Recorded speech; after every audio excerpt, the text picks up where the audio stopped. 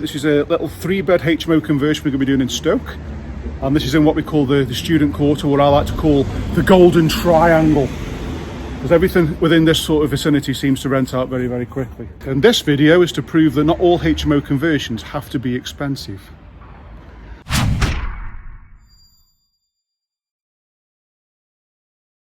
Because this one shouldn't be too much. But I've just been stood outside and I've seen two errors. So the first one is, up there we can see these castle pots on top of the chimney. That means that they're open, so when it rains, water can just literally fall down the tube or down the cavity and go all the way down to the bottom. So there's going to be damp issues within there. And also, across the road, I've noticed, just to tidy the front up a little bit, is we've got the render here is actually falling off, as you can see. So that's something we're going to have to put right. I'll show you how close this is to the university, because at the end of the street there behind me, if you can see them trees, that's the actual car park for the university. So that's how close we are. So if you're a student, you could literally roll out of bed and roll into a lecture and you'd be mended. Absolutely mended, people. So it's a very, very quick video because we haven't had much chance to do any sort of appraisal on this property, because it's an overseas investor. So obviously we do cater for overseas investors. He's been trying to buy this property during COVID. Obviously there's been lots of delays, etc. Blah, blah, blah. So he's only just been given the keys. So we've got the keys now, and I've come round here to see what I can do with it with my magic touch and a little tickle, people, a little tickle. So it's currently a HMO, but we are wanting to up the standard and make it a 3-bed all-en-suite. Now, obviously all this furniture can be salvaged, so remember when I said to you not all HMO conversions have to be expensive. This one is going to be cheaper because for a start, the furniture can be reused. I don't think there's too much wrong with that. So there's one, there's a good one. I've also noticed that when we come down here and look into the fuse box, which is electrics, that's metal, so that means it's quite new, and it also tells us on there the date of when it was last inspected. So it was inspected not so long ago, and it doesn't really need another one until 2025. So electrical alterations are going to be down to a minimum. So cha-ching! I see this investor's making money already. We've got a gas meter down here, so again, just having a look, and not that you can see from the video, but the gas meter is really new, and it's a prepayment meter, so all good there. Don't have any issues with that. So again, just stood around. The walls have actually been plastered. The walls are in actually good condition. So I would say that someone's done some sort of work relatively recently on this, and for whatever reason, sold it on. Maybe COVID or something along them lines has knocked them off. So, however, back to the video. Front door, we walk into the first room, and then we've got a wall here, but this wall is hollow. So all this wall here, I think we can take out, potentially, and then we'll just have a pan around in here. So we've got the stairs behind me. Now, again, the old builder's eye, I'm picking up that I've got Artex here,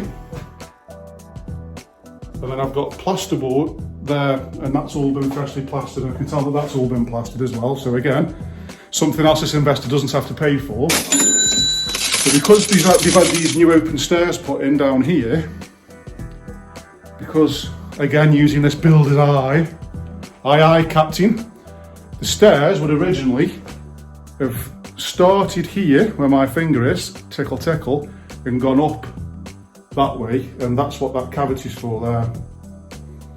So what someone's done is they put a steel in across there, or a piece of timber, to support the floor joist above my head, which means there'll be two steels, one there and one there, going across from wall to wall.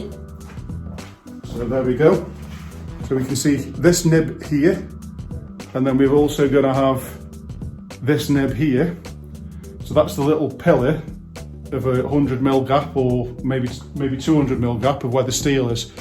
So I'm thinking that behind this is 2 steels there to support the floor upstairs.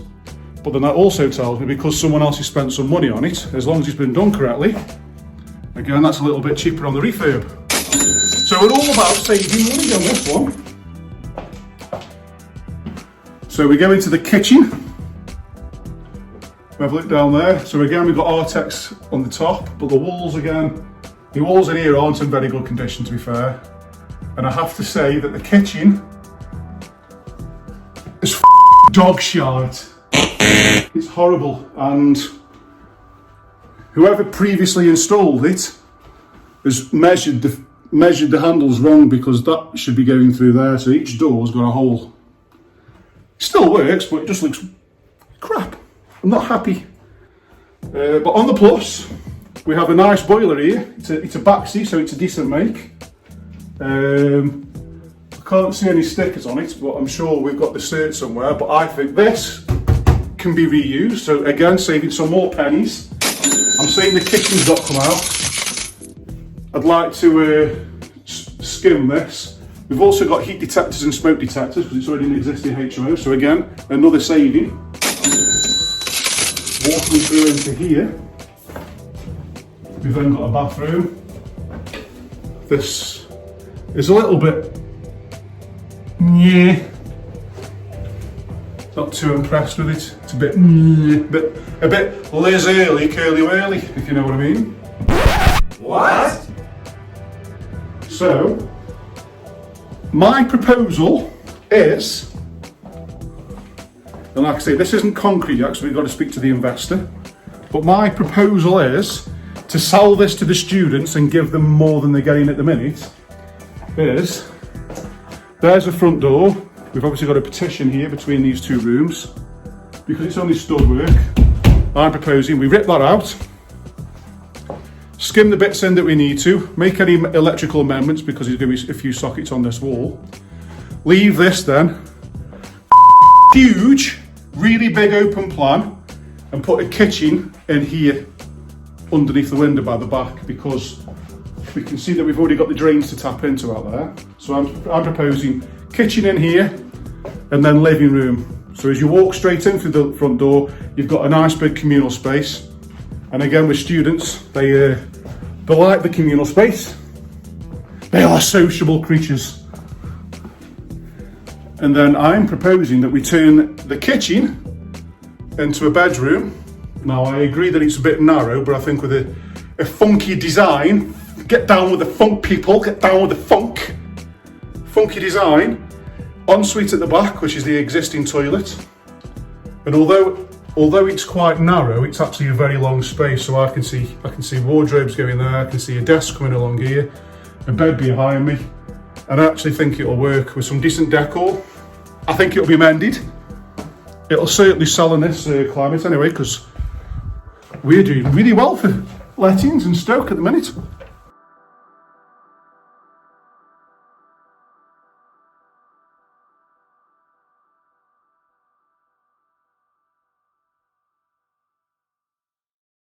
It's pretty good. Up the 1 nils, and we have 2 bedrooms. We've got the one at the back, which is right behind me now. Tickle, tickle. And then the one at the front. Now, it's not got fire doors on it, but again, money saving, it does have fire egress windows. So that can be classed as the primary means of escape. Again, looking at these walls, they don't look too bad. I don't think this room needs a great deal doing to it, perhaps just some new skirting boards and a bit of liquor paint. And skim that horrible Artex. But as you can see, this is a relatively big room. And again, we've got furniture that we can reuse. So I think this landlord's done really well, to be fair, because he's got decent furniture in here. And then to the back room, over here. So what I am noticing is there's no chimney. So someone's previously taken the chimney out, and we'll zoom in on that there. Ding, ding. dun, dun.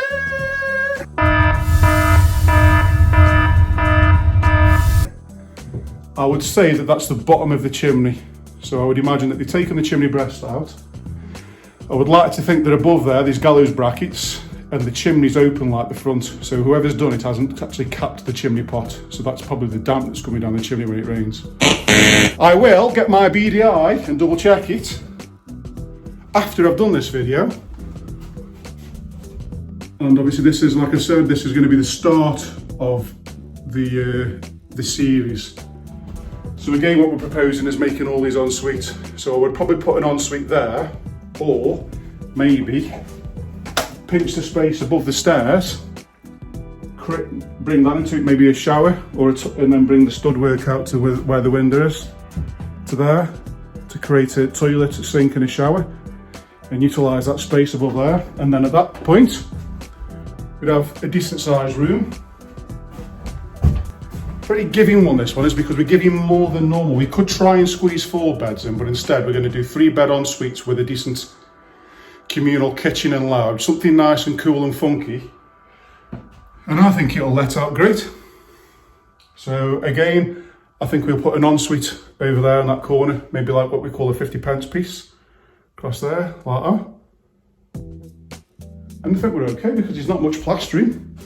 There's not that much to do. I think it's a new kitchen, a bit of plastering, some electrical amendments to make the new layout work, 2 en-suites, do the bathroom downstairs, and plaster the kitchen. And I think we're somewhere near done. And I think this one will work. So again, we're builders in Stoke-on-Trent. If anybody wants anything doing, give us a call. And this is another HMO conversion we're doing. Stand by, people. If you like the vibe, hit subscribe.